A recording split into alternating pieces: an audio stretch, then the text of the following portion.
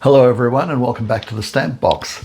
Today I'm going to go through a few different names that have unofficially been attached to various series of stamps over the years. They're not specifically for one particular stamp, but generally more broad than that, nicknames almost, if you want to call them that.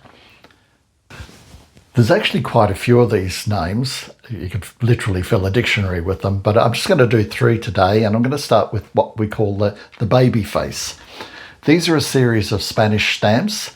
They were introduced in 1889 in Spain, and they were also used in their colonies of the Philippine Islands and Cuba.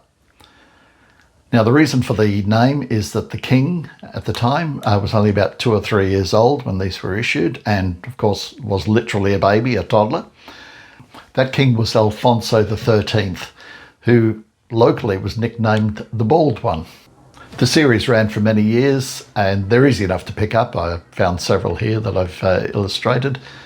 So an interesting little sideline, that particular name being stuck with the Babyface issues for Alfonso XIII.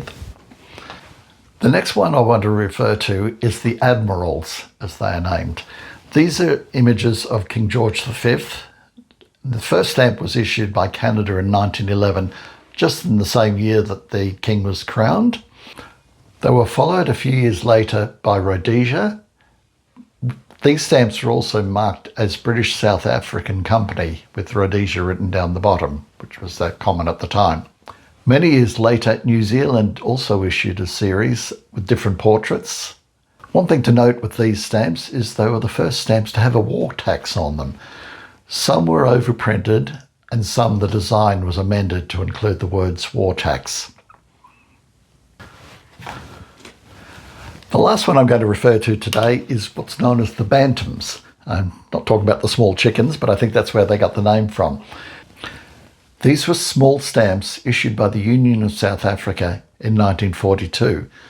Right in the middle of World War II, they wanted to save on paper and ink, so they cut the stamps down to about 1/3 to 1/2 sizes, and that continued for about 2 years, I believe it ran for. Very common. They were basically the same design, but just that much smaller. The term is also used for an 1870 UK stamp, although it typically refers to the South African ones in most contexts. Well, I hope you enjoy those little snippets of information. I will do more of these in the future, but just wanted to throw a few out there and pique your interest. Please like and subscribe, and we'll see you again soon. Bye for now.